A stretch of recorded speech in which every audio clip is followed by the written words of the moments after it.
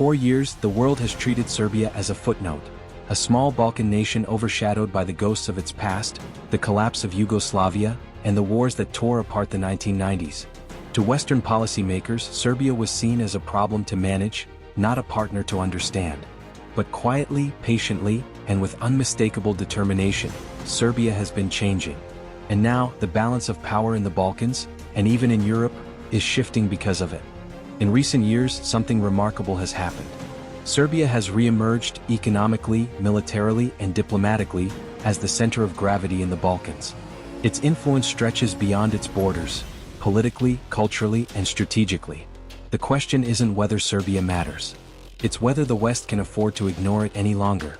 Before we explore why Serbia has become impossible to overlook, its military resurgence, its energy leverage, its growing ties with both East and West, take a second to support this channel. If you enjoy deep, cinematic explorations of geopolitics, military power, and national strategy, make sure to like this video and subscribe. It helps us bring more of these long-form analyses to you, and ensures we can keep shining light on the stories the mainstream doesn't tell. Now let's get into it. Serbia's rise didn't happen overnight. It began in the ashes of isolation. After the 1999 NATO bombings and the fall of Slobodan Milosevic, the country was left devastated, politically pariah, economically ruined, and militarily disarmed. For a decade, it struggled with sanctions, internal divisions, and the painful process of rebuilding its identity. The West largely wrote Serbia off, expecting it to remain weak, compliant, and dependent on European goodwill. But the Serbs, a people defined by defiance, never accepted that fate. Their history has always been one of endurance.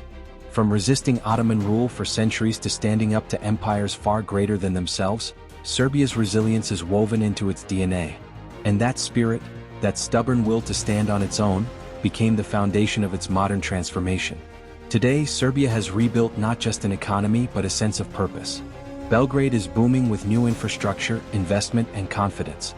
The skyline tells a story, cranes and construction where once there was war damage.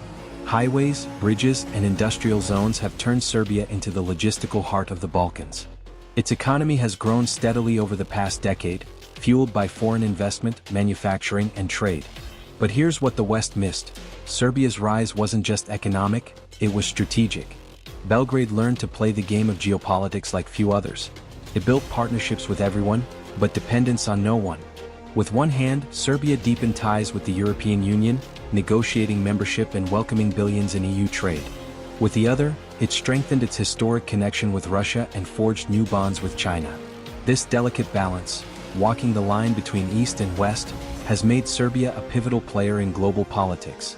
In a world dividing once again between power blocs, Serbia has positioned itself as the bridge between them. It's not a vassal of Moscow, nor a puppet of Brussels. It's independent, and that independence is what makes it valuable and dangerous to those who prefer obedience. The West's challenge is simple. Serbia doesn't fit neatly into anyone's category. It's European but not submissive. It's Slavic but not aligned. It's a small country with the strategic reach of a major power. And nowhere is that more evident than in its military revival. 2 decades ago, Serbia's armed forces were shattered, its air force grounded, its armor rusting, its doctrine outdated. But quietly, Serbia rebuilt. Piece by piece, it restored not just its capabilities but its confidence. The Serbian armed forces today are among the best equipped in the region. Their modernization reflects a doctrine of self-reliance, blending Russian, Chinese, and domestic technology into a uniquely Serbian military structure. Its air defense network now includes Pantsir-1 systems from Russia and Fk-3 long-range missiles from China, a layered shield that few Balkan nations can match. Its fighter fleet, modernized MiG-29s and soon possibly Rafales or J-10CS, provides air dominance over the region. Its drones, including the Ch-92A and Serbia's domestically developed Pegaz, have turned it into one of the first Balkan states to adopt true aerial reconnaissance and precision strike capabilities. And its ground forces, equipped with modernized M84 tanks, Lazar 3 armored vehicles, and upgraded artillery, are mobile, professional, and disciplined. Serbia doesn't seek war. It seeks respect. But make no mistake, it is prepared for both. The message is clear. Serbia will never again be defenseless. The memory of 1999, of air raids, destroyed bridges, and isolation, still burns in the national consciousness. The rebuilding of the Serbian army is not just military policy. It's a statement of sovereignty. And that sovereignty extends to every domain, especially energy. Serbia has become a key player in Europe's energy map. It's the only Balkan country maintaining strong energy ties with Russia, while simultaneously cooperating with Western energy companies. The Balkan Stream pipeline, a branch of the Turk Stream project, runs through Serbia, making it a transit hub for regional gas supply. This gives Belgrade leverage. In a continent desperate for stable energy flows, Serbia sits at the crossroads. But Serbia's energy independence goes beyond gas. It's expanding its hydropower, exploring lithium reserves, and investing in renewable sources. Lithium, in particular, could become Serbia's trump card. The country holds some of Europe's largest lithium deposits, a resource critical for electric vehicles and batteries. If fully developed, Serbia could become a central supplier for Europe's green transition. That means influence. That means bargaining power. Economically, Serbia has become the Balkans' engine. Its exports, from cars to machinery, dominate regional trade. It's one of the few countries in Europe with free trade agreements with both the EU and non-Western powers like Russia, China, and Turkey. This flexibility has attracted investment from everywhere. German factories, Chinese construction giants, Russian energy firms. Serbia doesn't just trade, it arbitrages global power. But it's not just money and pipelines that make Serbia hard to ignore. It's politics and geography. The Balkans have always been Europe's pressure point, where empires collide and alliances fracture. Whoever controls this region controls access to the Mediterranean, Central Europe, and the Middle East. And right at the center of it sits Serbia, landlocked but connected, small but decisive. Its alliances determine the balance of power in southeastern Europe. For NATO and the EU, this is critical. If Serbia leans west, it stabilizes the Balkans and limits Russian influence. If it leans east, it fractures NATO's southern flank and opens a corridor of influence stretching from Moscow to the Adriatic. That's why Serbia isn't just a partner, it's a pivot. And right now, that pivot is leaning toward neutrality, a stance that gives Belgrade enormous leverage. When Western powers imposed sanctions on Russia after the invasion of Ukraine, Serbia refused to follow. It condemned the war diplomatically but maintained economic and political ties with Moscow. That refusal shocked Western capitals, not because it was aggressive but because it was independent. In a Europe where most nations march in lockstep with Washington, Serbia said, "We decide for ourselves." That kind of autonomy is rare, and it's unsettling to those used to control. But it's also what makes Serbia powerful. Belgrade has become a gathering point for global diplomacy. Chinese delegations, Russian envoys, European ministers, all pass through its halls. Serbia is now the only European country capable of hosting everyone, the East and the West, on equal footing. It's a bridge the world needs even if it doesn't admit it. Yet the West's problem isn't just Serbia's foreign policy. It's what Serbia represents. It represents a model of sovereignty that defies the post-Cold War order. A country that refuses to submit, that balances superpowers, that invests in its own defense, and that doesn't apologize for putting its national interests first.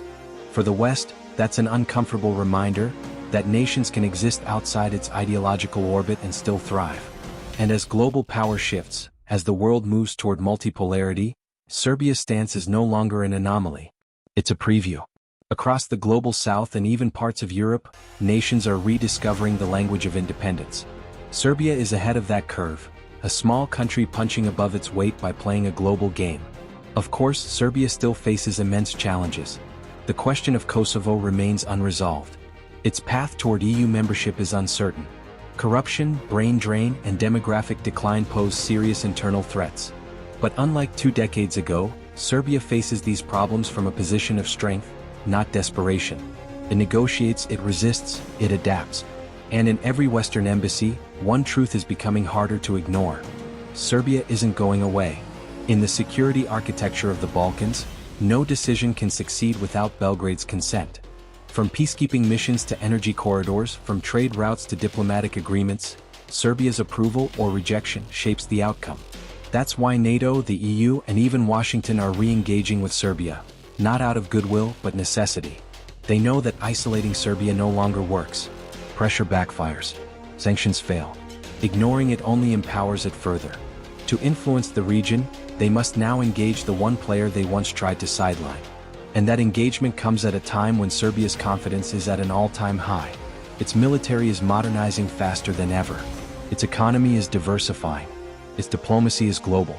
And its people, weary of being underestimated, have rediscovered national pride. There's a saying in Belgrade, "We are small but we are not weak."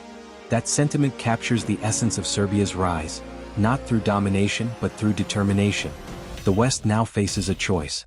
It can continue treating Serbia as a problem to manage, a holdover of the 1990s, or it can recognize it as what it has become: a regional power, an independent actor, and a bridge between worlds.